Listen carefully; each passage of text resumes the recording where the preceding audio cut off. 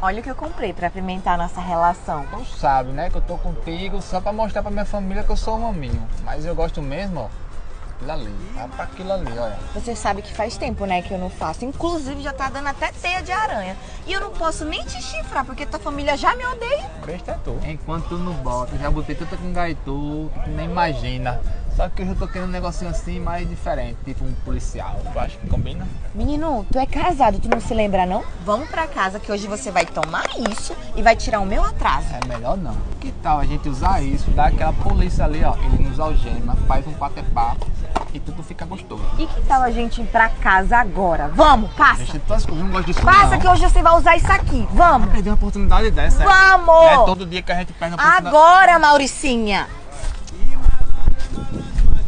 Eu tava de olho naquela comadre. Tá explicado, pô. Por isso que o marido dela tirou ela daqui. Tava uma visão tão bonita dela aqui na minha frente. Mané, mané.